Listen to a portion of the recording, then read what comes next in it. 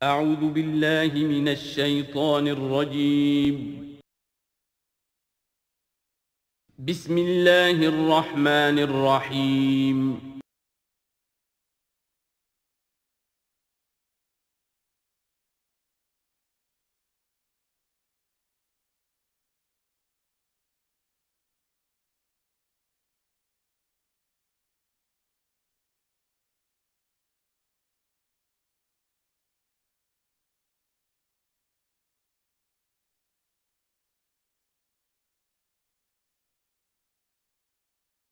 الحمد للہ وکفا والصلاة والسلام علی عباده الذین اصطفیٰ خصوصاً علی افضلہم وخاتم النبیین محمد الامین وعلی آلہ وصحبہ اجمعین اما بعد فقد قال اللہ تبارک وتعالی کما ورد فی سورة الفرقان اعوذ باللہ من الشیطان الرجیم بسم اللہ الرحمن الرحیم وقال الذين لا يرجون لقاءنا لولا انزل علينا الملائكة او نرى ربنا لقد استكبروا في انفسهم وعتوا عتوا كبيرا صدق اللہ العظیم۔ سورہ فرقان میں پھر وہی مضمون آ گیا ہے کہ مشرکین مکہ کی طرف سے وہ ایک ہی مطالبہ تھا کہ جو دہرا دہرا کر بار بار سامنے آ رہا تھا کہ کوئی حصی معجزہ دکھایا جائے، کوئی ایسی چیز جس سے کہ بالکل واشگاف ہو جائے، واقعتاً ہم پر عیاں ہو جائے کھل کر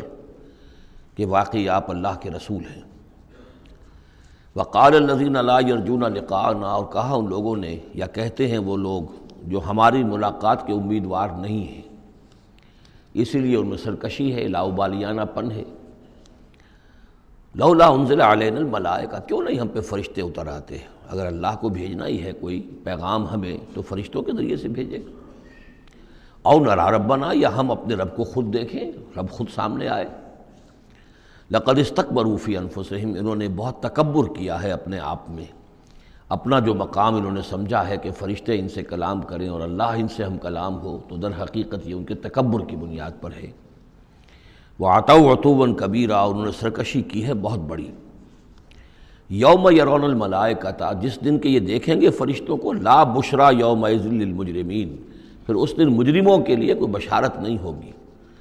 یعنی کہ قیامت کا دن ہوگا، فرشتے آئیں گے، سب چیز عیاں ہوگی، اللہ تعالیٰ بھی نزول جلال فرمائیں گے،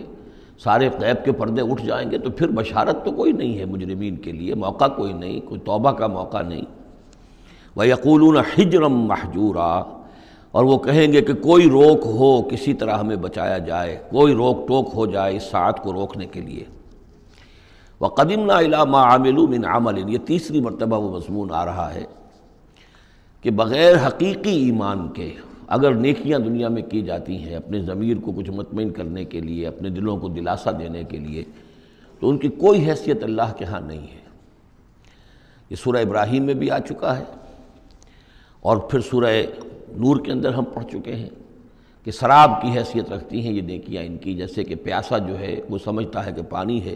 یحسبہ الظمآن ماء حتی اذا جاءہ لم یجدہ شیئا ووجد اللہ عندہ ووفاہ حسابا، بس اللہ سریع الحساب۔ اور یہاں تیسری مرتبہ آ رہا ہے وَقَدِمْنَا إِلَىٰ مَا عَمِلُوا، ہم آگے بڑھیں گے ان کے اعمال کی طرف، ڈھیر لگے ہوں گے، ان کی نیکیاں ہیں، ان کی یہ خیرات ہے، یہ فاؤنڈیشن بنائی تھی، یہ یتیم خانہ کھولا تھا، یہ ہسپتال تھا، یہ تھا وہ تھا، یہ جو حاجی تھے ان کی خدمات تھیں۔ قدمنا الی ما عملوا، اور نقشہ ایسا کھینچا گیا جیسے کہ کوئی آئے اور آگے آگے ٹھوکر مارے، جیسے کہ فٹ بال کو کک ماری جاتی ہے۔ وقدمنا الی ما عملوا من عمل، ان کے وہ بڑے بڑے عمل جس پر انہیں بڑا غرہ ہوگا، بہت سہارا ہوگا کہ ہم بہت کچھ لے کر جا رہے ہیں، ہم اس کی طرف آگے بڑھیں گے۔ فجعلناہ ھباء منثورا، تو ہم اسے کر دیں گے اڑتا ہوا غبار۔ یعنی وہ جو نظر آ رہا تھا کافی کہ یہاں پہ بڑی نیکیوں کا انبار ہے، معلوم ہوگا غبار تھا اور کچھ نہیں۔ اسی کا وہاں نقشہ کھینچا گیا سورہ ابراہیم میں کہ جیسے ریت ہو، راکھ ہو، اور اس کے اوپر تیز آندھی آئے اور وہ ہوا ختم ہو جائے، کوئی اس کا وجود نہ رہے۔ یہ ہے حقیقت ان نیکیوں کی کہ جو حقیقی ایمان کے بغیر ہوتی ہیں۔ نیکی صرف وہی ہے کہ جو اصل ایمان باللہ اور ایمان بالآخرت کے ساتھ ہو، اللہ کی رضا جوئی اور آخرت کی جزا کے سوا کوئی شے مطلوب نہ رہے، کسی درجے میں بھی کوئی اس کے ساتھ اور اپنا مطلوب اور کوئی مقصود شامل ہو گیا، شہرت شامل ہو گئی یا کوئی لوگوں کے اندر ہر دل عزیزی حاصل کر کے مجھے کوئی الیکشن لڑنا ہے، پھر ان کا مجھے لیڈر اپنے آپ کو بنانا ہے، یا کوئی اور ان کے ووٹ لینے ہیں، کوئی شے بھی شامل اگر ہو گئی تو پھر یہ کہ اللہ کی میزان میں ان کا کوئی وزن نہیں، وہ غبار ہے جو اڑ جائے گا۔ وَقَدِمْنَا إِلَىٰ مَا عَمِلُوا مِنْ عَمَلٍ فَجَعَلْنَاهُ هَبَاءً مَنْثُورًا اصحاب الجنت یومئذ خیر مستقرا واحسن مقیلا، جنت والے لوگ جو ہے وہ اس لوگ ہوں گے بہت اچھے ٹھکانوں میں، اور ان کا جو ہوگا دوپہر کے آرام کی جگہ بہت ہی عمدہ ہوگی، قیلولے کی جگہ۔ وَيَوْمَ تَشَقَّقُ السَّمَاءُ بِالْغَمَامِ، اور یہ ہے وہ قیامت کا نقشہ جس دن کے آسمان پھٹے گا اور کچھ بادلوں کی طرح کی کیفیت ہو جائے گی۔ وَنُزِّلَ الْمَلَائِكَةُ تَنزِيلًا، اور پھر فرشتوں کو اتارا جائے گا، فوج در فوج فرشتے نازل ہوں گے۔ الملک یومئذ الحق للرحمن، اس دن تو پھر بادشاہی اور اختیار گویا کہ بالکل علم نشرہ ہو جائے گا کہ صرف رحمان کے لیے ہے۔ آج تو کچھ پردے پڑے ہوئے ہیں، اس وقت بھی اختیار اسی کا ہے، لیکن کچھ پردے پڑے ہوئے ہیں، کچھ نظر آتا ہے کہ اس کے ہاتھ میں بھی اختیار ہے، اس کے پاس بھی طاقت ہے، لیکن اس روز معلوم ہوگا کہ الملک یومئذ الحق للرحمن وکان یوما علی الکافرین عسیرا، اور وہ دن کافروں پر بہت بھاری ہوگا۔ وَيَوْمَ يَعُضُّ الظَّالِمُ عَلَىٰ يَدَيْهِ، اور وہ دن ہوگا کہ ظالم جو ہے، جو گناہ گار ہیں، مشرک ہیں، کافر ہیں، اللہ کے جو باغی تھے، وہ اپنے ہاتھوں کو کاٹیں گے اپنی جھنجھلاہٹ میں۔ یقول یا لیتنی اتخذت مع الرسول سبیلا، اور کہیں گے کاش کہ میں نے رسول کے ساتھ راستہ اختیار کیا ہوتا، رسول کے راستے پر چل رہا ہوتا، میں ان کا اتباع کرتا، ان کے ساتھیوں میں شامل ہو جاتا۔ یہی ہے وہ عض یعض، ہاتھوں کو کاٹنا، کہ جس کے لیے وہ میں نے حدیث جو آپ کو سنائی تھی کل کہ ملکن عاضًا، پہلا دور دور نبوت تھا، پھر دوسرا دور خلافت علی منہاج النبوہ، اور تیسرا دور حضور کی اس حدیث کی روح سے ہے ملکن عاضًا، کاٹ کھانے والی ملوکیت، ایسی ملوکیت جو ظالم ہوگی۔ یا ویلتا، وہ سوچ کہے گا کافر کہ ہائے میری شامت، لیتنی لم اتخذ فلانا خلیلا، کاش کہ میں نے اس دن فلاں شخص کو اپنا دوست نہ بنایا ہوتا، میں نے دنیا میں فلاں شخص کو اپنا دوست نہ بنایا ہوتا، یعنی اس نے مجھے پھر ورغلایا،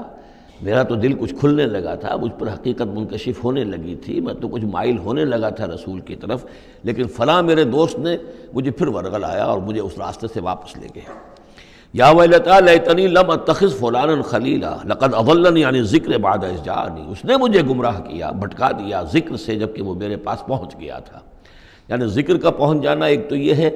کہ اللہ کے رسول نے مجھے سنا دیا، دوسری کہ میرے دل کے اندر بھی وہ اترنے لگا تھا، وہ مجھ تک پہنچ گیا تھا، میرے دل کے تاروں کو چھیڑنے لگا تھا، جیسے کہ کہا گیا ہے وَقُلْ لَهُمْ فِي أَنفُسِهِمْ قَوْلًا بَلِيغًا، اے نبی ایسی بات کہیے ان سے کہ جو ان کے اتر جائے، جو پہنچ جائے، ان کی روح کی گہرائیوں تک اس کی رسائی ہو جائے، وہ بات کہیے۔ تو یہ بات مجھ تک پہنچنے لگی تھی، لیکن اس نے مجھے گمراہ کر دیا۔ وَكَانَ الشَّيْطَانُ لِلْإِنسَانِ خَذُولًا، اور یقیناً شیطان جو ہے وہ انسان کو پھر دغا دینے والا ہے۔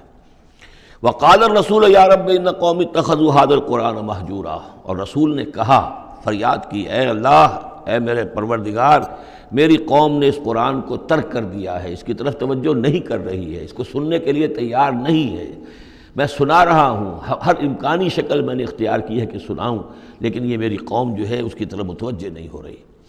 یہ ہے وہ لفظ مہجوری جسے علامہ اقبال لے کر آئے ہیں،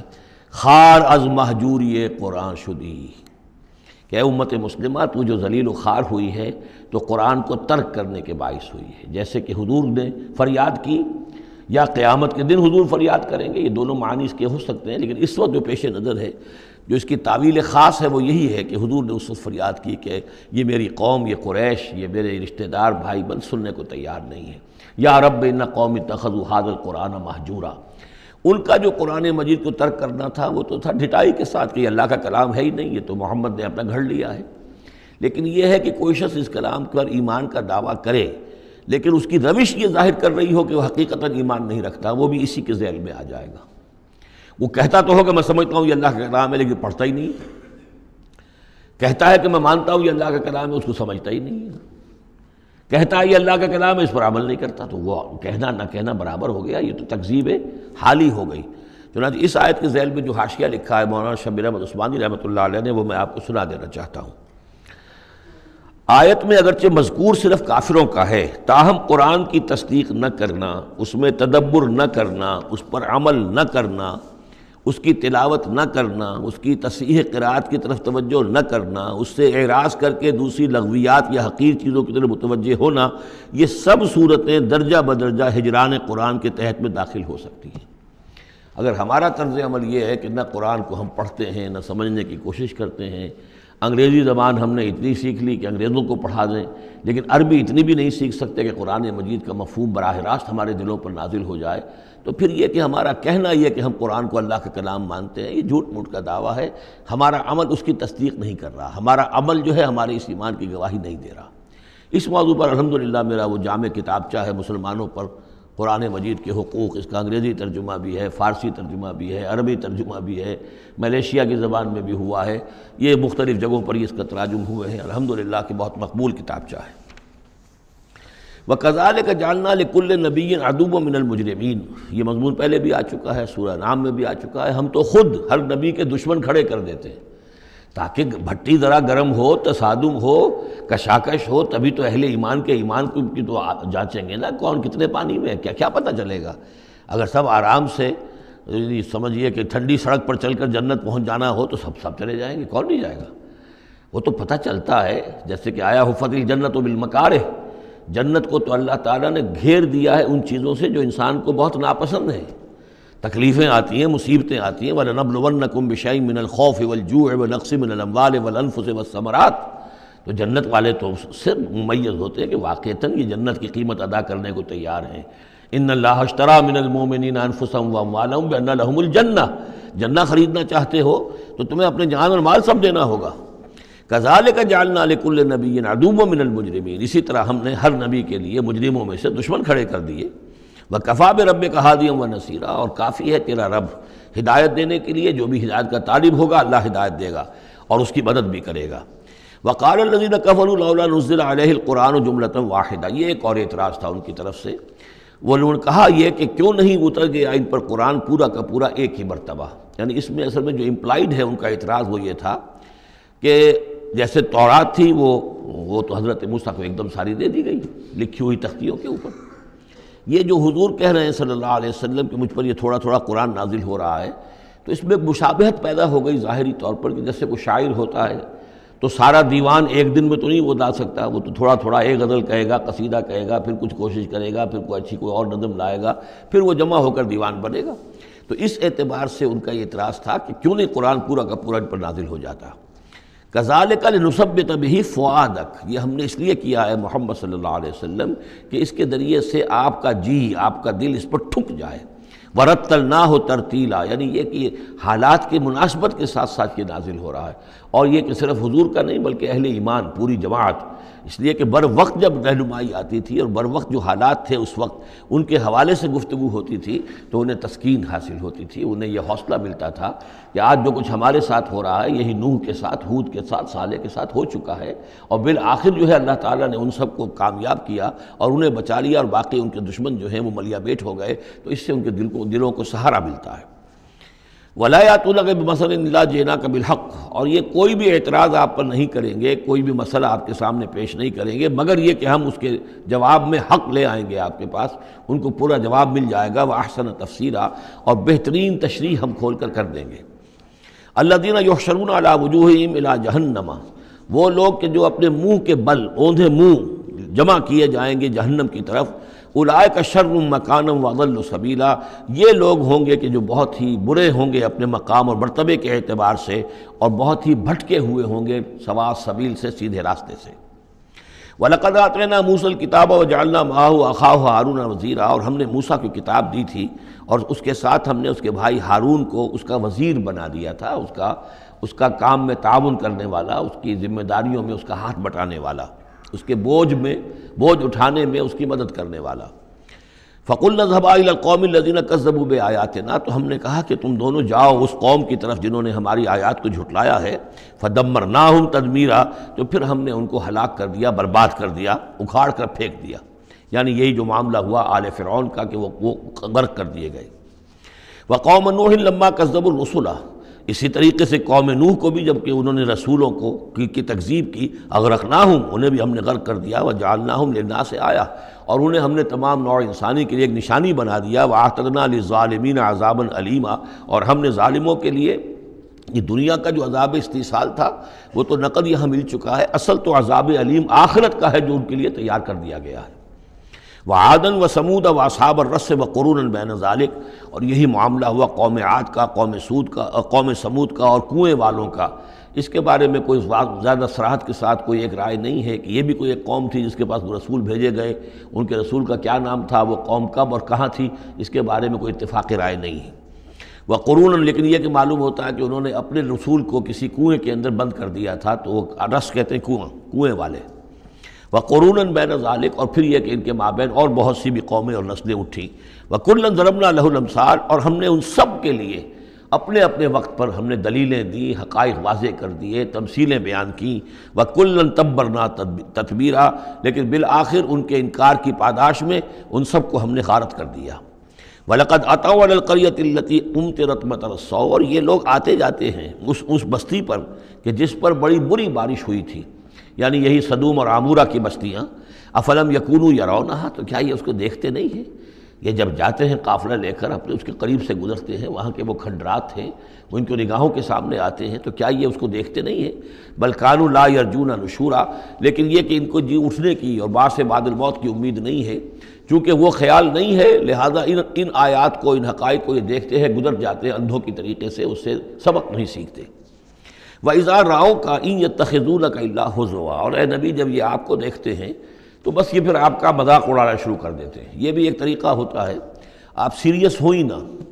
سیریس ہوں گے تو کسی کی بات سن کر کچھ سمجھنا پڑے گا، غور کرنا پڑے گا، جواب دینا ہوگا، اس کو چٹکیوں میں اڑائیے، ہنسی مذاق میں اڑا دیجیے.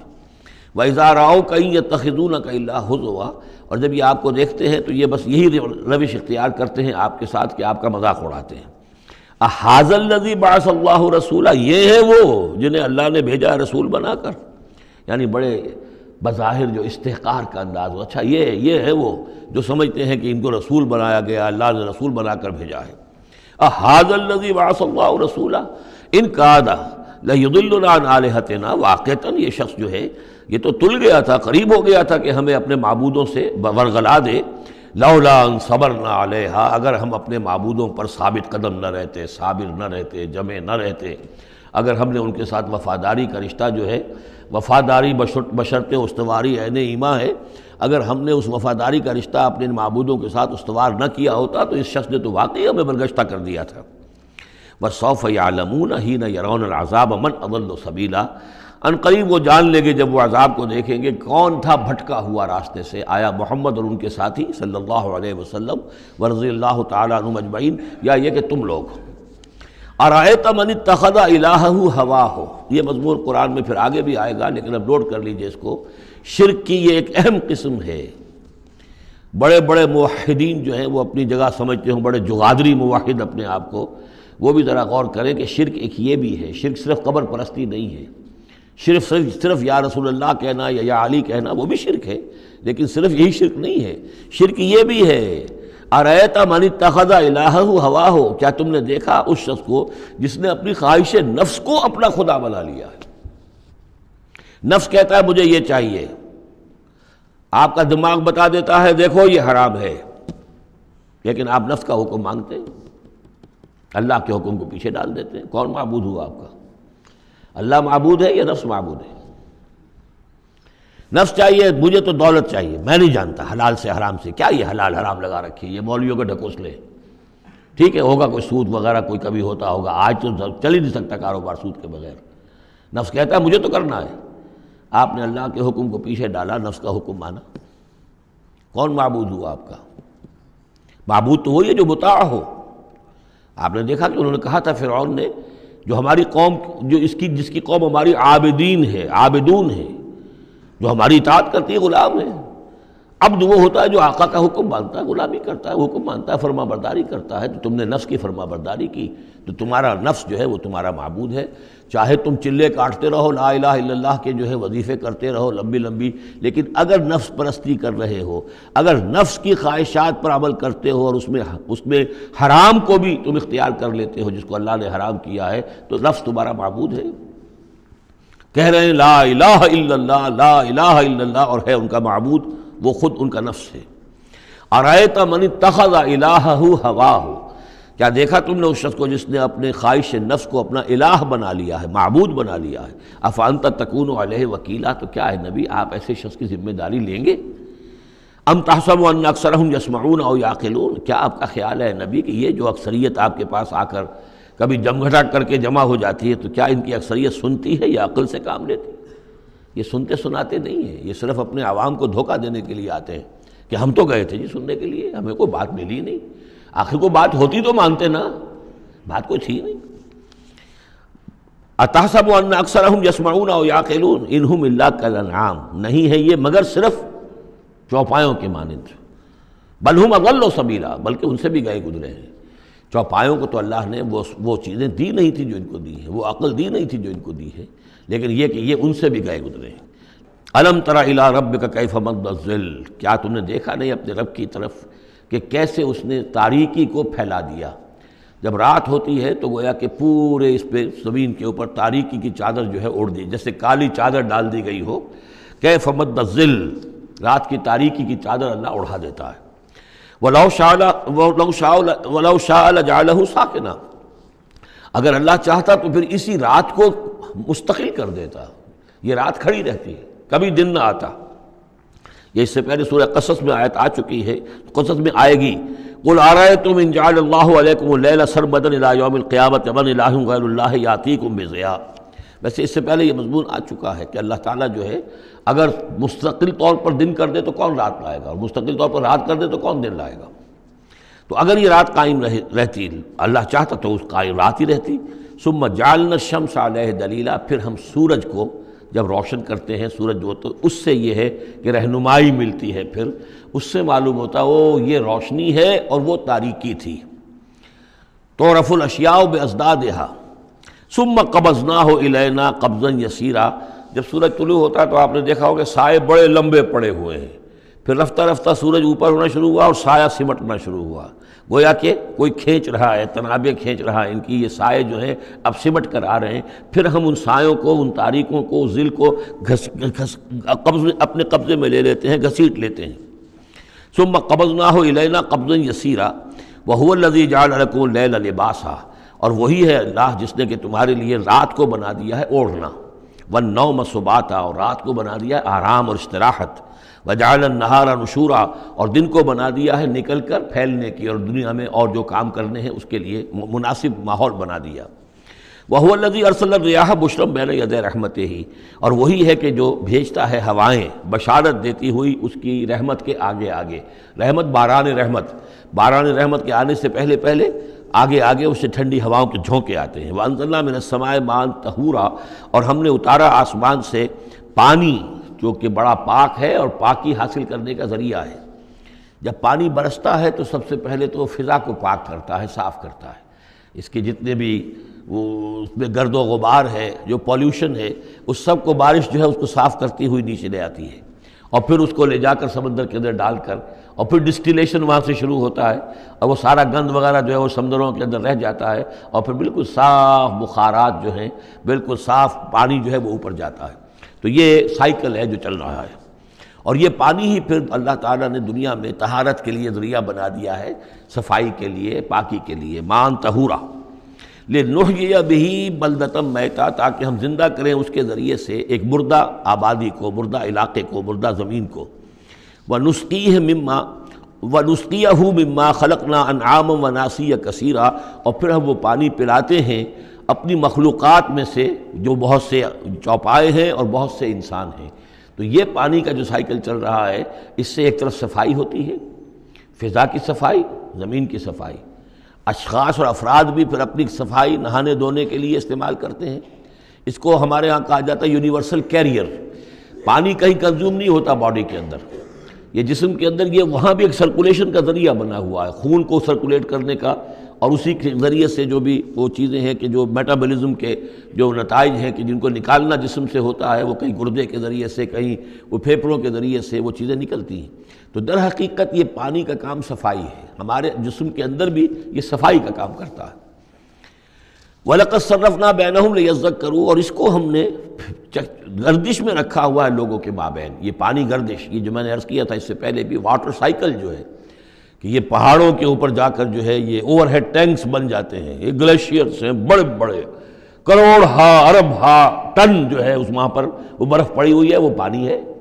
اب یہ کہ اگر آپ کو سٹور کہیں کرنا پڑتا ہے اتنا پانی، تو کس طرح کے سٹور بناتے اور کیسے ٹینک بناتے، لیکن وہ پانی وہاں پہ رکھا ہوا ہے، اوور ہیڈ ٹینکس ہیں، کتنی اونچائی پر ہے۔ اب کوہ ہمالیہ کے اوپر جو ہے تو گویا کہ ہماری اس سطح سے 6 میل اوپر ہے وہ، اب وہاں پر وہ پانی ہے پڑا ہوا ہے۔ اب وہ اپنی اسی کشش ثقل جو ہے زمین کی، اس کے تحت وہ پھر پانی پگھل رہا ہے، نیچے آ رہا ہے، آتا ہوا وہ سمندر میں پہنچ جاتا ہے، پھر وہاں سے اس کی وہ ویپرز بن کر اوپر جاتے ہیں۔ صرفنا بینہم، ہم نے اسے گردش میں رکھا ہوا ہے لوگوں کے مابین، لیذکروا، تاکہ وہ اس سے نصیحت اخذ کریں۔ فابا اکثر الناس الا کفورا، لیکن اکثر لوگ انکاری ہیں، وہ تو سوائے کفران نعمت کے کوئی اور روش اختیار کرنے کو تیار ہی نہیں ہے۔ وَلَوْ شِئْنَا لَبَعَثْنَا فِي كُلِّ قَرْيَةٍ نَذِيرًا، اگر ہم چاہتے تو ہر بستی میں ایک نذیر بھیج دیتے، لیکن ہمارا قاعدہ یہ ہے کہ ہم بستیوں کے مرکزی مقام پر، یہ آ جائے گا اگلی صورت کے اندر جا کر، کہ یہ ایک مرکزی مقام میں ہم رسول بھیجتے رہے، یہ نہیں کہ ہر بستی میں بھیج دیں۔ وَلِكُلِّ قَوْمٍ ہَادٍ، ہر قوم کے لیے تو ہے، لیکن یہ کہ ہر بستی میں ہو اب یہ نہیں ہے۔ اللہ تعالیٰ کا طریقہ یہ ہے کہ جو بھی علاقہ ہے جو اس کا ثقافتی، علمی، تہذیبی، سیاسی مرکز ہے، اس میں رسول کو بھیج دیا، کیونکہ باقی لوگ در حقیقت انہی کے متبعین ہوتے ہیں، انہی کے فالوورز ہوتے ہیں، انہی کی پیروی کرنے والے ہوتے ہیں۔ فَلَا تُطِعِ الْكَافِرِينَ وَجَاهِدْهُمْ بِهِ جِهَادًا كَبِيرًا، تو اے نبی آپ ان کافرین کی بات، کافروں کی بات مت مانیے۔ دیکھیے اطاعت دو معنی میں ہے، اطاعت ایک تو یہ کہ کسی نے حکم دیا اور آپ نے اس کی بات مان لی، یہ بھی اطاعت ہے کسی نے مخلصانہ انداز میں آ کے مشورہ دیا، دیکھو محمد اتنی سختی نہ کرو، یہ تم اپنی قوم کے ساتھ لڑائی مول لے رہے ہو، کیا فائدہ ہوگا، قوم ڈیوائیڈڈ ہو جائے گی، اور سوچ لو ہمارے جو قبیلے کی کوئی اگر عرب کے اندر کوئی دھاک بیٹھی ہوئی ہے تو اس لیے کہ ہمارا قبیلہ مجتمع ہے، اب اس طریقے سے تم نے جو معاملہ کر دیا، بھائی کو بھائی سے کٹوا دیا اور والدین سے بیٹوں کو جدا کر دیا، تو اس کا کیا معاملہ، اس سے بہتر ہے صلح جوئی ہونی چاہیے، اور مل جل کر کوئی بات کیجئے ایسی کہ جس سے صلح ہو جائے، کچھ آپ اپنی منوا لیں، کچھ ان کی مان لیں۔ اس قسم کا باقاعدہ کردار جو ولید بن مغیرہ کا کردار یہی تھا، اور وہ یہی چاہتا تھا کہ کسی طریقے سے یہ تصادم ختم ہو اور کسی ٹرمز کے اوپر کو مصالحت ہو جائے۔ تو بار بار جو کہا جاتا ہے فَلَا تُطِعِ الْكَافِرِينَ، تو کیا مانی، حضور کون سے کافر کی اطاعت کرنے کے لیے آمادہ تھے؟ لیکن ایسی بات ایسی ہوتی ہے کہ جس کے بارے میں کسی وقت جب کہ آدمی کسی شدید دباؤ میں ہو تو بربنائے طبع بشری ہو سکتا ہے کہ طبیعت جو ہے کچھ اس کی بات سننے کی طرف تو مائل ہو ہی جائے، جیسا کہ ہم سورہ بنی اسرائیل میں پڑھ چکے ہیں، وَإِن كَادُوا لَيَفْتِنُونَكَ عَنِ الَّذِي أَوْحَيْنَا إِلَيْكَ لِتَفْتَرِيَ عَلَيْنَا غَيْرَهُ وَإِذًا لَاتَّخَذُوكَ خَلِيلًا، یہ لوگ تو تلے ہوئے ہیں کہ آپ کو بچلا دیں اس چیز سے کہ جو ہم نے آپ پر وحی کی ہے، کہ آپ کچھ اور گھڑ کر ہماری طرف منسوب کر دیں، پھر یہ آپ کو دوست بنا لیں گے، جھگڑا ختم، لڑائی ختم ہو جائے گی۔ لڑائی تو ان کو ہماری آیات سے ہے، ہمارے قرآن سے ہے، ذاتی آپ کے ساتھ تو کوئی جھگڑا نہیں ہے۔ لیکن یہ کہ فرمایا وَلَوْلَا أَن ثَبَّتْنَاكَ لَقَدْ كِدتَّ تَرْكَنُ إِلَيْهِمْ شَيْئًا قَلِيلًا، اور اگر ہم نے ہی آپ کو جمائے نہ رکھا ہوتا تو اے محمد صلی اللہ علیہ وسلم عین ممکن تھا کہ آپ کچھ نہ کچھ ان کی طرف جھک ہی جاتے۔ تو یہ جو دباؤ تھا شدید، اس کا اندازہ کیجئے اس سے، تو فرمایا جا رہا فَلَا تُطِعِ الْكَافِرِينَ، آپ ان کی باتیں بھی بس سنیں، اس قسم کی کسی بات کے لیے آپ جس کو کہتے ہیں ٹو لینڈ این ایئر، کہ آپ اپنا کان اس کو دیں کہ وہ آپ کے کان میں آ کر یہ بات کر دیں، یہ بھی نہ کریں، آپ اس کی بھی آپ اس کا موقع نہ دیں۔ وَجَاهِدْهُمْ بِهِ جِهَادًا كَبِيرًا، اور آپ ان کے ساتھ اس قرآن کے ساتھ جہاد کیجئے، یہ قرآن تلوار ہے، اس کے ساتھ جہاد کیجئے اور بڑا جہاد کیجئے۔ یعنی مکے میں جو جہاد ہو رہا تھا 12 برس تک جو ہوا ہے، وہ تلوار والا جہاد نہیں تھا، وہ قتال نہیں تھا، وہ جہاد بالقرآن تھا۔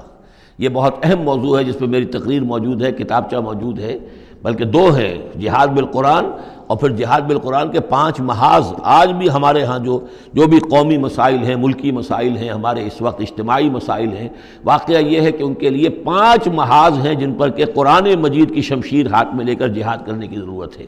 اب اس وقت ظاہر بات ہے کہ اس کا موقع نہیں ہے، لیکن یہ کہ اس اعتبار سے کہ ایک انقلابی جد و جہد اللہ کے دین کو قائم کرنے کی جد و جہد میں دعوت قرآن کے ذریعے سے، تربیت قرآن کے ذریعے سے، تزکیہ قرآن کے ذریعے سے، یہ ساری چیزیں ہم پڑھتے چلے آ رہے ہیں۔ تبشیر قرآن کے ذریعے، انذار قرآن کے ذریعے، تذکیر قرآن کے ذریعے، اور جو سینوں کے اندر کے جو روگ ہیں ان کا علاج قرآن سے، شفاء لما فی الصدور، نصیحت قرآن سے، یہ سارا قرآن سے۔ تو اس حوالے سے جاہدہم بہ جہادا کبیرا وہو الذی مرج البحرین، اور وہی ہے اللہ جس نے کہ 2 دریا چلا دیے، 2 روئیں چلا دی۔ ھذا عذب فرات، یہ ہے بہت ہی عمدہ خوش ذائقہ اور خوشگوار اور میٹھا پانی۔ وھذا ملح اجاج، اور دوسری رو چل رہی ہے کہ جو کڑوی اور نمکین پانی کی ہے۔ وجعلنا بینہما برزخا وحجرا مہجورا، اور ان کے مابین ہم نے ایک پردہ لگا رکھا ہے، نظر نہیں آتا، اور ایک آڑ ہے، اوٹ ہے کہ وہ آپس میں ملتے نہیں ہیں۔ اللہ تعالیٰ کی یہ یعنی صنائی ہے، اللہ کی قدرت ہے۔ وَهُوَ الَّذِي خَلَقَ مِنَ الْمَاءِ بَشَرًا، اور وہی ہے جس نے پانی سے بنایا انسان، فَجَعَلَهُ نَسَبًا وَسِحْرًا۔ اب یہاں پانی سے مراد منی بھی ہو سکتی ہے کہ جس سے ظاہر بات ہے کہ جو انسان کی تخلیق کا معاملہ ہوتا ہے، جو مشاہدے میں ہے لوگوں کے، وہ تو یہی ہے کہ گندے پانی سے تخلیق کا آغاز ہوتا ہے۔ فَجَعَلَهُ نَسَبًا وَسِحْرًا، اور پھر اس کے لیے ایک تو یہ کہ اس کے آباء و اجداد ہیں، نسب ہے اس کی، اور ایک سحر، سسرالی رشتے، بیوی کے حوالے سے بھی۔ اب ظاہر بات ہے کہ جو ساس اور سسر ہیں وہ بھی ایک طرح کے والد اور والدہ ہی ہیں، یہ بھی گویا کہ اللہ تعالیٰ نے ان کو وہی رتبہ عطا کیا ہے، اور اس طریقے سے رشتے جڑتے چلے جاتے ہیں۔ ورنہ تو یہ ہوتا کہ ایک ہی خاندان کے رشتے جو ہیں وہ چلے جا رہے ہیں اور آئسولیٹڈ ہو رہے تھے خاندان، لیکن یہ کہ جب یہ رشتے ہوتے ہیں شادی بیاہ سے تو وہ خاندانوں کے مابین ناطے بن جاتے ہیں، رشتے ہیں اور ناطے ہیں، اور اس طریقے سے تانا بانا جو ہے اس میں نوع انسانی کو اللہ تعالیٰ نے بن رکھا ہے۔ فَجَعَلَهُ نَسَبًا وَسِحْرًا وَكَانَ رَبُّكَ قَدِيرًا، اور آپ کا رب جو ہے وہ سب قدرت رکھنے والا ہے۔ وَيَعْبُدُونَ مِن دُونِ اللَّهِ مَا لَا يَنفَعُهُمْ وَلَا يَضُرُّهُمْ، اور وہ بندگی کرتے ہیں، پرستش کرتے ہیں اللہ کے سوا ان کی جو نہ انہیں کوئی نفع پہنچا سکتے ہیں اور نہ نقصان۔ وَكَانَ الْكَافِرُ عَلَىٰ رَبِّهِ ظَهِيرًا، اور یہ کافر لوگ جو ہیں یہ اپنے رب کی طرف پیٹھ کیے ہوئے ہیں، انہوں نے ادھر تو پیٹھ کی ہوئی ہے، ادھر توجہ کرنی ہی نہیں۔ وَمَا أَرْسَلْنَاكَ إِلَّا مُبَشِّرًا وَنَذِيرًا، اور نہیں بھیجا ہم نے آپ کو مگر مبشر اور نذیر بنا کر، جو بھی حق کا راستہ اختیار کریں ان کو بشارت دیجئے، روح و ریحان و جنت نعیم، اللہ کی مغفرت اور رحمت کی بشارت، اور جو لوگ اس کو رد کر دیں، انکار کر دیں، ان کو خبردار کر دیجئے کہ پھر جہنم تمہارے لیے تیار ہے۔ قُلْ مَا أَسْأَلُكُمْ عَلَيْهِ مِنْ أَجْرٍ إِلَّا مَنْ شَاءَ أَنْ يَتَّخِذَ إِلَىٰ رَبِّهِ سَبِيلًا، ان سے کہہ دیجئے کہ میں نے تم سے آج تک کوئی اجرت نہیں مانگی، میں نے کبھی تم سے، میں جو تمہیں یا قرآن سناتا ہوں، یہ جو شاعر لوگ آتے ہیں قصیدے پڑھتے ہیں تو کچھ انعام چاہتے ہیں، یہ سامر جو آتے ہیں جو کہانیاں سناتے ہیں راتوں کو، سامرن بہی تہجرون جو ہے، تو اس کا معاملہ کیا، وہ بھی تم سے انعام، میں نے کبھی تم سے کوئی مانگا ہے؟ میں خلوص و اخلاص کے ساتھ تمہاری خیر خواہی میں یہ کام کر رہا ہوں۔ قل ما اسألکم علیہ من اجر الا من شاء ان یتخذ الی ربہ سبیلا، سوائے اس کے کہ میں یہ چاہتا ہوں کہ جو بھی تم میں سے چاہے، جسے بھی توفیق ہو جائے، وہ اپنے رب کی طرف راستہ اختیار کر لے، رب کے راستے پر آ جائے۔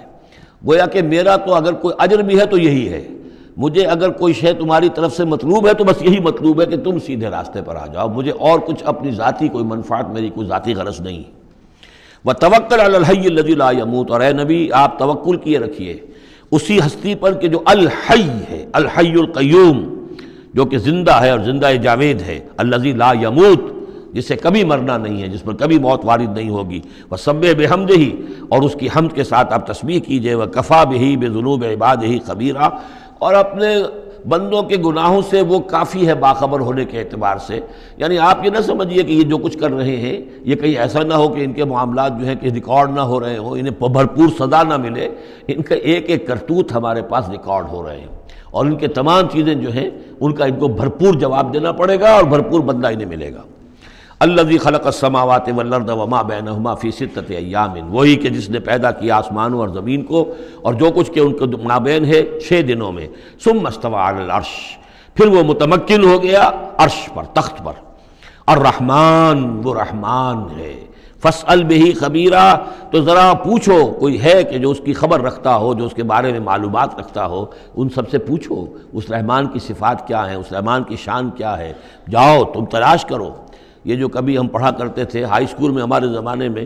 کہ مجھ کو ہے تیری جستجو، مجھ کو تیری تلاش ہے، خالق میرے کہاں ہے تو، مجھ کو تیری تلاش ہے، تو ایک ارج ہے انسان کے اندر، وہ محسوس کرتا ہے کہ کوئی ہے، کوئی تو ہے جس نے مجھے پیدا کیا ہے، اب میں کیسے تلاش کروں، کہاں ملوں، کہاں ملے گا، کیسے اسے بات ہو سکتی، فاسأل بہ خبیرا، تو جاؤ ایسے لوگوں کو تلاش کرو کہ جو اس کے ساتھ کچھ آشنائی رکھتے ہوں، جو جس کے جاننے والے ہوں، جس کی کوئی دوستی ہو، اور ان کی صحبت اختیار کرو، کونوا مع الصادقین، تو یقیناً تمہیں جو ہے اللہ تعالیٰ کی معرفت حاصل ہوگی۔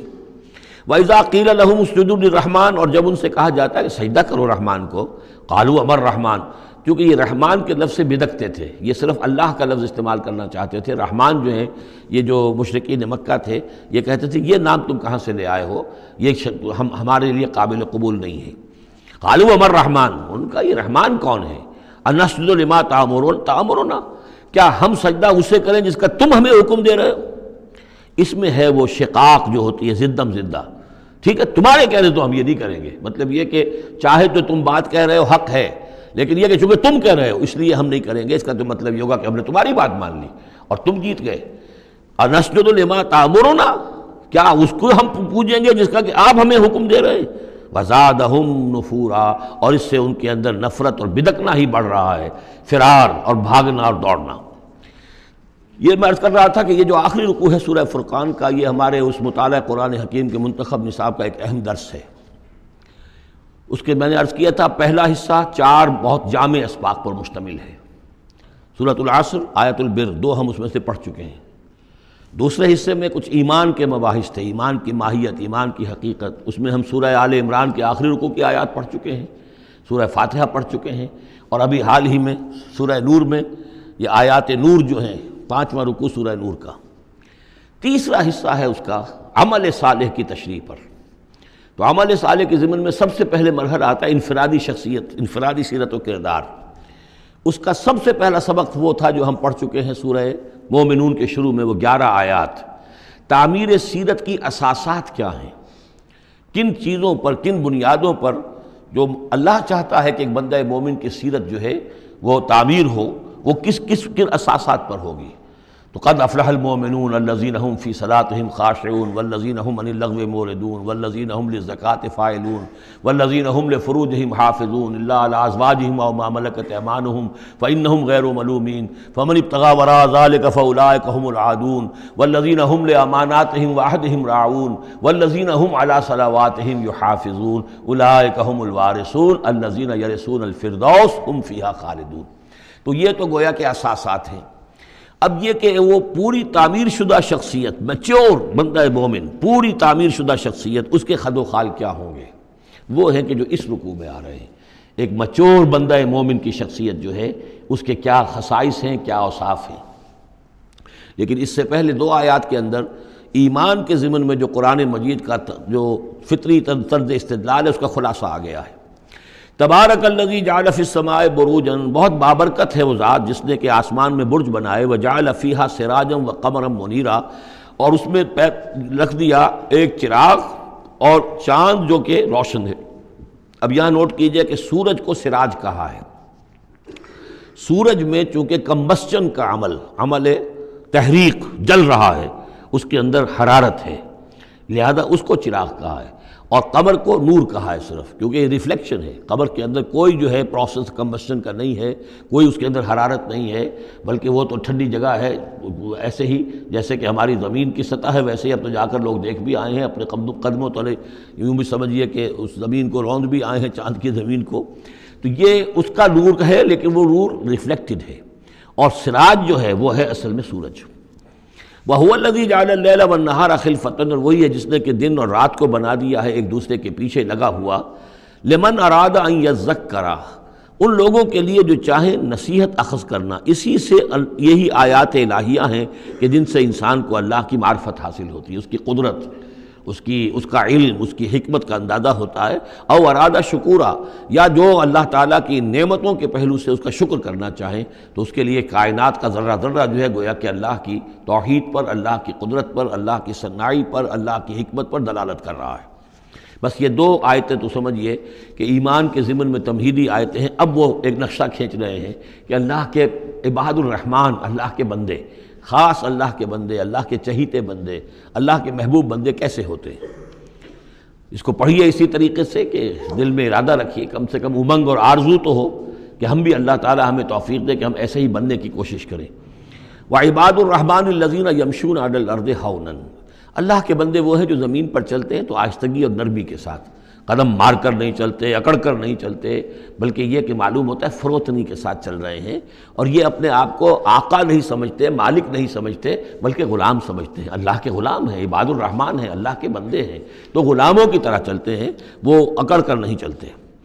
وَإِذَا خَاطَبَهُمُ الْجَاهِلُونَ قَالُوا سَلَامًا، ایک ان کا وصف یہ ہے کہ جب جاہل لوگ، اجڑ لوگ، مشتعل مزاج لوگ خام خواہ ان سے الجھنا چاہیں، بحث و مباحثے میں انہیں جو ہے وہ خام خواہ الجھانا چاہیں تو وہ کہتے ہیں سلام، وہ الجھتے نہیں ہیں، بحث و تمہیز کے اندر نہیں۔ جب وہ دیکھتے ہیں کہ ایک شخص بحث پر اتر آیا ہے، وہ اب بات سمجھنا نہیں چاہتا، اس کے اوپر ضد جو ہے وہ مسلط ہو چکی ہے، تو اب خام خواہ اس کے ساتھ وہ الجھے رہنا، جس کو ہم کہتے ہیں ہمارے ہاں وہ پنجاب میں یہ سینگ پھنسا کر آدمی جو ہے وہ اپنا وقت ضائع کرے، اس کا بھی وقت ضائع کرے، کوئی فائدہ نہیں۔ میچور آدمی یہ کہ دیکھے اگر تو واقعی یہ بات سمجھنا چاہ رہا ہے تو سمجھائے،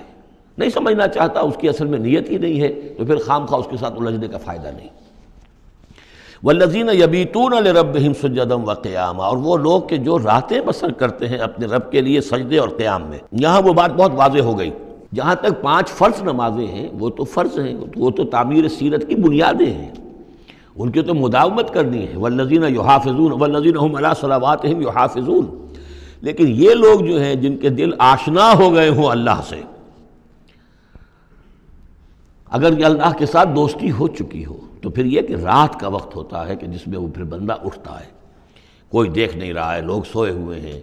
کوئی ڈسٹربنس نہیں ہے۔ خیر ہماری تو آج کل شہری زندگی میں راتوں میں بھی ڈسٹربنس رہتی ہے، لیکن یہ کہ عام طور پر بہرحال دن کے مقابلے میں تو ایک سکون کی کیفیت ہوتی ہے۔ اس وقت اپنے رب سے راز و نیاز کی باتیں، کبھی اس کے سامنے کھڑے ہیں، کبھی سر بسجود ہیں۔ والذین یبیتون لربہم سجدا وقیاما والذین یقولون، اور وہ کہتے رہتے ہیں سب کے باوجود، ربنا اصرف عنا عذاب جہنم، اے رب ہمارے عذاب جہنم کو ہم سے پھیر دے، دور کر دے۔ یہ سورہ نور میں بھی ہم نے پڑھا تھا کہ وہ ساری شخصیت جو ہے بیان کرنے کے بعد وہ اس کے بعد بھی لرزاں و ترساں رہتے ہیں۔ یوما تتقلب فیہ القلوب والابصار، ڈرتے رہتے ہیں اس دن کے خیال سے کہ جس میں نگاہیں اور دل الٹ دیے جائیں گے قیامت کے دن سے۔ ان عذابہا کان غراما، یقیناً اس کا عذاب جو ہے وہ چمٹ جانے والی شے ہے۔ انہا ساعت مستقر و مقامہ، پروردگار وہ جگہ جہنم جو ہے یقیناً بہت بری جگہ ہے، مستقل قیام کے لیے بھی اور تھوڑی دیر کے لیے بھی۔ جو میں نے عرض کیا تھا کہ دنیا میں بری سے بری جگہ بھی جو ہے اس میں بھی آپ تھوڑی دیر کے لیے جائیں گے تو ریکریشن ہو جائے گی چینج کی وجہ سے، اور اچھی سے اچھی جگہ جو ہے اس میں بھی مستقل رہنا پڑے تو پھر اس کے اندر کوئی حسن اور کوئی جو ہے دلچسپی باقی نہیں رہے گی۔ تو اس کے بجائے جو جنت کا اور جنت کا تصور دیا جا رہا ہے، جنت اتنی اچھی جگہ ہے کہ مستقل طور پر رہنے کے باوجود اس کی دلچسپیوں میں، اس کی رعنائیوں میں کوئی کمی نہیں ہوگی، اور جہنم اتنی بری جگہ ہے کہ ایک لحظے کے لیے بھی کسی کا قدم وہاں گیا تو وہ اپنی پوری جو ہے سختی اس کے اوپر ظاہر کر دے گی۔ والذین اذا انفقوا لم یسرفوا ولم یقتروا وکان بین ذلک قواما، اور وہ لوگ کہ جو خرچ کرتے ہیں تو نہ تو وہ اسراف کرتے ہیں اور نہ ہی بخل سے کام لیتے ہیں، بلکہ اس کے بین بین اعتدال جو ہے واقعہ یہ ہے کہ دنیا کا مشکل ترین کام ہے، توازن اور اعتدال۔ ظاہر بات ہے یہ لوگ جو میچور ہیں، سمجھدار ہیں، اب ان کے ہاں یہ ہوگا کہ ان کے اس خرچ کرنے کے معاملے میں بھی اعتدال ہوگا۔ والذین لا یدعون مع اللہ الہا آخر، 3 کبیرہ گناہ وہ ہیں جیسا کہ ہم نے پڑھا ہے سورہ نساء میں بھی، ان تجتنبوا کبائر ما تنہون عنہ، تو بڑے بڑے گناہ وہ کون سے ہیں کہ جن سے اگر تم باز رہو تو باقی چھوٹے گناہ تو اللہ تعالیٰ جو ہے وہ معاف بھی کرتا رہے گا۔ اور ان میں سے سب سے بڑا تو 2 مرتبہ فرمایا شرک، اور شرک کے بعد پھر قتل ناحق اور پھر زنا، یہ 3 ہیں۔ قتل ناحق سے بھی در حقیقت تمدن کی جڑ کٹ جاتی ہے، اور زنا سے تمدن جو ہے وہ سڈاس بن جاتا ہے، پھر اس کے اندر گندگی ہو جاتی ہے۔ تو اس حوالے سے یہ تین چیزیں یہاں بیان کی جا رہی ہیں، والذین لا یدعون مع اللہ الہا آخر، وہ لوگ کہ جو نہیں پکارتے اللہ کے ساتھ کسی اور معبود کو، ولا یقتلون النفس التي حرم اللہ الا بالحق، نہ ہی قتل کرتے ہیں کسی جان کو جس کو کہ اللہ نے محترم ٹھہرایا ہے مگر حق کے ساتھ۔ قتل کے بدلے قتل والا معاملہ ہے، یا مرتد کا قتل ہے، یا زانی شادی شدہ کا رجم ہے، جو بھی ہے۔ ولا یزنون، نہ وہ زنا کرتے ہیں۔ ومن یفعل ذلک یلقى اثاما، اور جو کوئی بھی یہ کام کرے گا وہ اس کی پاداش کو پکڑ کر اس کو جو ہے اس حاصل کر کے رہے گا، یا لازماً اس کی سزا اس کو مل کر رہے گی۔ یلقى اثاما یضاعف له العذاب یوم القیامہ، قیامت کے دن اس کا عذاب دگنا کر دیا جائے گا۔ یہ آیت اس اعتبار سے بہت اہم ہے کہ منکرین حدیث نے بہت شور مچایا ہوا ہے کہ قرآن مجید میں کہیں عذاب قبر کا کوئی تذکرہ نہیں ہے، صراحتاً واقعتاً نہیں ہے، احادیث میں بہت تفصیل ہے، لیکن یہ کہ یہ مقام ایسا ہے کہ جس سے ثابت ہوتا ہے کہ قیامت کے دن سے پہلے بھی عذاب ہے۔ یضاعف له العذاب یوم القیامہ، دگنا کیا جائے گا ان کے لیے عذاب قیامت کے دن۔ اس کا مطلب ہے کہ عالم برزخ میں بھی ان کے لیے عذاب ہے۔ اور جو فرمایا گیا ہے کہ یہ جو قبر کا گڑھا ہے، یا یہ جہنم کے گڑھوں میں سے ایک گڑھا ہے، اور یا جنت کے باغیچوں میں سے ایک باغیچہ ہے، اور یا تو وہاں ایک کھڑکی کھول دی جاتی ہے جنت کی جہاں سے ٹھنڈی ہوائیں اور خوشبوئیں آتی رہتی ہیں، اور یا یہ کہ کھڑکی کھول دی جاتی ہے جہنم کی طرف کہ جس سے آگ کی لپٹ اور گرمی جو ہے اور لو جو ہے وہ آتی رہتی ہے۔ یضاعف له العذاب یوم القیامہ، قیامت کے دن اس کے لیے عذاب دگنا کر دیا جائے گا۔ ویخلد فیہ مہانا، اور پھر وہ رہے گا اس عذاب میں ہمیشہ ہمیشہ۔ الا من تاب، ہاں استثناء ہے، استثناء یہ ہے من تابہ، جو جس نے توبہ کر لی دنیا ہی کے اندر موت کے آنے سے پہلے پہلے، ما لم یغرغر۔ الا من تابہ وآمن، اور ایمان لایا۔ گویا کہ جو شخص اس قسم کے گناہوں میں مبتلا ہوتا ہے، چاہے وہ قانوناً کافر نہ ہو، حقیقتاً وہ کافر ہو جاتا ہے، ایمان اس کے دل سے نکل جاتا ہے، لہذا توبہ گویا کہ اثر نو ایمان لانے کے مترادف ہے۔ الا من تاب وآمن وعمل عملا صالحا، اور وہ پھر عمل کرے نیک، فاولئک یبدل اللہ سیئاتہم حسنات، تو ایسے لوگوں کی برائیوں کو اللہ تعالیٰ نیکیوں سے بدل دیتا ہے۔ اس کے دونوں معنی ہے کہ توبہ کے نتیجے میں ایک تو نامہ اعمال میں جو اندراج ہوا تھا برائی کا وہ صاف ہو جائے گا، اور اس کی جگہ نیکی کا اندراج ہو جائے گا۔ اور یہ معنی بھی ہے کہ زندگی میں، اس دنیا میں توبہ کے نتیجے میں اخلاق جو ہے وہ پاک صاف ہو جاتے ہیں، دامن اخلاق کے دھبے دھل جاتے ہیں، اور انسان کا جو دامن کردار ہے پھر صاف شفاف ہو جاتا ہے۔ وَكَانَ اللَّهُ غَفُورًا رَحِيمًا، اور اللہ تعالیٰ غفور الرحیم ہے۔ وَمَن تَابَ وَعَمِلَ صَالِحًا، اب دوبارہ تکرار کی گئی، اور جو توبہ کرے اور پھر نیک عمل کرے، فَإِنَّهُ يَتُوبُ إِلَى اللَّهِ مَتَابًا، تو وہ ہے کہ جو توبہ کرتا ہے اللہ کی جناب میں جیسا کہ توبہ کرنے کا حق ہے۔ توبہ کی تسبیحیں ہو رہی ہوں، استغفار کی تسبیحیں ہو رہی ہوں، اور آیت کریمہ کے ختم ہو رہے ہوں 1.25 لاکھ کا اور لاکھ کا، لیکن حرام خوری جوں کی توں جاری ہو، وہ سارے غلط کام ویسے کہ ویسے جاری ہوں، وہ کوئی توبہ نہیں ہے، اس کا کچھ حاصل نہیں۔ والذین لا یشهدون الزور، اور وہ لوگ کہ جو جھوٹ کے پر موجود بھی نہیں رہتے۔ جھوٹ کی گواہی والی بات نہیں ہے یہاں، لیکن جھوٹ کی گواہی تو گویا کہ اس کے اندر خود بخود امپلائڈ ہے، یعنی ان کے اندر صداقت اور حق کے ساتھ اتنی غیرت ہوتی ہے کہ جہاں کوئی جھوٹ کا گزر بھی ہو وہاں وہ اپنی موجودگی بھی پسند نہیں کرتے۔ جھوٹ کا دھندا ہو رہا ہو، جھوٹ کا کاروبار ہو رہا ہو، جھوٹ بولا جا رہا ہو، یہ وہاں پر ان کی غیرت اور حمیت جو ہے صداقت کے ساتھ اور سچ کے ساتھ وہ اتنی ہے کہ وہ وہاں موجودگی بھی اپنی برداشت نہیں کرتے۔ وَإِذَا مَرُّوا بِاللَّغْوِ مَرُّوا كِرَامًا، اسی طریقے سے جب وہ کسی لغو کام کے پاس سے گزرتے ہیں تو اپنے دامن کو بچا کر گزر جاتے ہیں۔ دیکھیے وہاں بھی تھا سورہ مومنین کو شروع کی آیات میں وَالَّذِينَ هُمْ عَنِ اللَّغْوِ مُعْرِضُونَ، کہ جو لغو سے اعراض کرتے ہیں۔ اور یہاں یہ کہ اس کے پاس سے اگر گزر ہو بھی جائے اتفاقاً، خود تو قصد کرنا جو ہے بہت دور کی بات ہے، اس کا کوئی امکان ہی نہیں، اتفاقاً آپ راستہ چل رہے ہیں اور دیکھ رہے ہیں کوئی مداری کا تماشا ہو رہا ہے، آپ کا کوئی ارادہ نہیں تھا، لیکن وہاں رکیے بھی نہیں، وہاں سے جو ہے اپنے دامن کو بچاتے ہوئے نکل جائیے۔ والذین اذا ذکروا بآیات ربہم، اور وہ لوگ کہ جن کو جب ان کے رب کے آیات کے ذریعے سے نصیحت کی جاتی ہے، سمجھایا جاتا ہے، لم یخروا علیہا صما وعمیانا، تو نہیں گر پڑتے اس پر بہرے اور اندھے ہو کر۔ اس کے بھی دونوں معنی ہیں، ایک تو یہ کہ مخالفت پر اندھے بہرے ہو کر کمر کس لینا جیسے کہ قریش کر رہے تھے، تو گویا کہ تعریض ہے، ان پر ایک طنزیہ انداز ہے یہ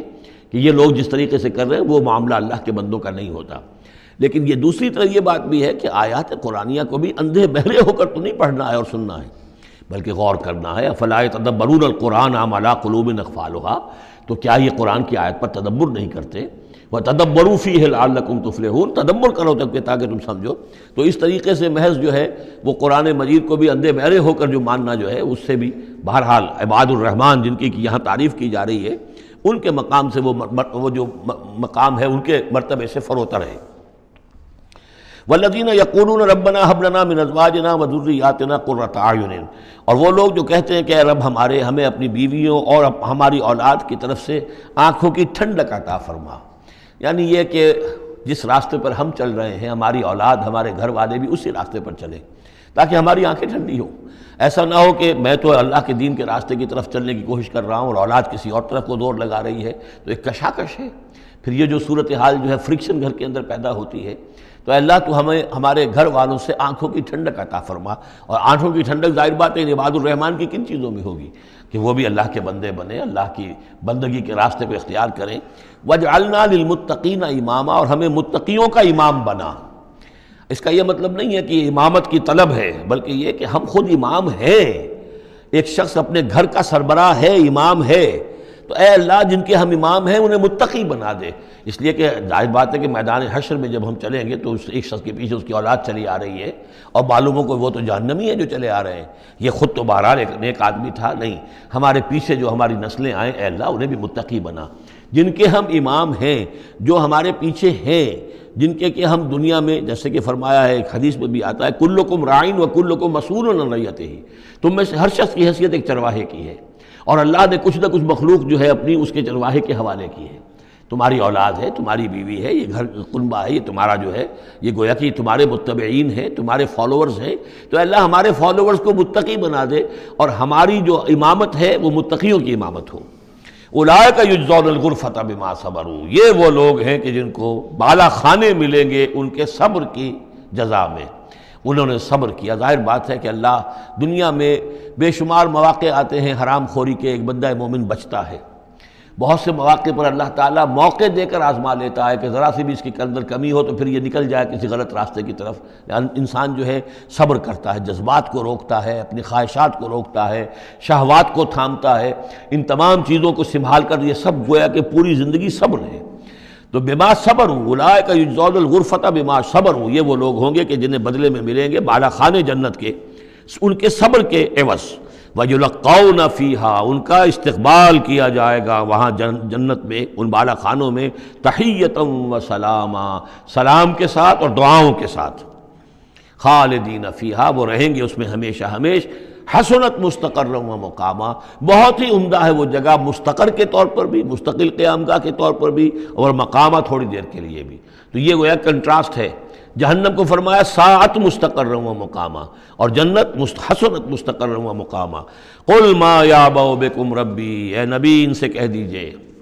میرے رب کو تمہاری کوئی پرواہ نہیں ہے۔ یہ نہ سمجھو کہ میں تمہارے پیچھے اپنے آپ کو ہلکان کر رہا ہوں، تو میرے رب کو کوئی تمہاری ضرورت ہے؟ میری یا میرے رب کی کوئی ضرورت اٹکی ہوئی ہے تمہارے بغیر، وہ بات پوری نہیں ہوگی؟ یہ چھپر تم ہی اٹھاؤ گے تو اٹھے گا ورنہ اٹھ نہیں سکتا، یہ نہ سمجھو۔ قل ما یعبأ بکم ربی لولا دعاؤکم، اگر نہ ہوتا تمہیں پکارنا۔ اللہ نے یہ بات اپنے ذمے لی ہوئی ہے کہ تمہیں خبردار کر دیا جائے۔ اللہ تعالیٰ وما کنا معذبین حتی نبعث رسولا، ہم عذاب نہیں بھیجتے رہے جب تک کہ رسول کو نہ بھیج دیں، اس لیے مجھے بھیج دیا ہے، میں لگا ہوا ہوں اس کے حکم سے، میں تمہاری گلیوں میں بھی تمہیں سنا رہا ہوں، تمہارے گھروں میں جا کر تم سے بات کر رہا ہوں، اکیلے اکیلے بھی بات کر رہا ہوں، ڈنکے کی چوٹ بھی کر رہا ہوں، لیکن یہ نہ سمجھو کہ کوئی اس میں میری غرض ہے یا میرے رب کی کوئی ضرورت ہے۔ قل ما یعبأ بکم ربی، میرے رب کو تمہاری پرہکا کے برابر کوئی وقت تمہاری نہیں ہے ان کے نزدیک، لولا دعاؤکم، اگر نہ ہوتا تمہارا پکارنا۔ فقط کذبتم، تو دیکھو تم نے جھٹلا دیا ہے، فسوف یکون لزاما، اب عنقریب یہ تمہارے ساتھ چمٹ کر رہے گا، یعنی یہ کہ اس کا جو عذاب ہے، اس کی جو پاداش ہے وہ تمہیں مل کر رہے گی۔ سورۃ الشعراء، جیسا کہ میں نے عرض کیا تھا کہ یہ اس گروپ میں جو یہ مکی صورتیں ہیں 8 آ رہی ہیں، 8 میں سے ایک ہم نے پڑھ لی، یہ ایک جو ہے یہ بغیر حروف مقطعات کے تھی، تبارک الذی نزل الفرقان علی عبدہ لیکون للعالمین نذیرا۔ باقی 7 صورتیں وہ ہیں کہ جو حروف مقطعات سے شروع ہوتی ہیں، 2 طا سین میم سے ہیں، 1 طا سین سے ہے، پھر 4 جو ہیں وہ الف لام میم الف لام میم الف لام میم الف لام میم۔ تو الف لام میم سے کل 6 صورتیں قرآن میں ہیں، 2 مدنی، سورہ بقرہ، سورہ آل عمران وہ بالکل شروع میں، اور 4 مکیات ہیں وہ جو اب آگے آئیں گی۔ یہ سورۃ الشعراء جو ہے یہ قرآن مجید کی اس اعتبار سے سب سے نمایاں سورت ہے کہ مکی صورتوں میں تعداد کے اعتبار سے آیات جو ہیں وہ سب سے زیادہ اس میں ہیں، 227 آیات ہیں، لیکن یہ کہ رکوع کل 11 ہیں۔ یہ وہی انداز ہے، چھوٹی چھوٹی آیتیں، تیز ردم جو ابتدائی صورتوں کا ہوتا ہے، بالکل وہ انداز ہے یہاں پر جو سورۃ الحجر والا ہے۔ سورۃ الحجر کو بھی ہم نے دیکھا کہ وہ بھی چھوٹی چھوٹی آیتیں تھیں اور اس کے اندر صوتی آہنگ بھی بہت نمایاں، اسی طریقے سے یہ سورہ شعراء ہے۔ ویسے حجم کے اعتبار سے سب سے بڑی مکی سورت سورہ اعراف ہے، 24 رکوع، آیتیں اس کی 207 ہیں، یہ 11 رکوع اور آیتیں 227 ہیں،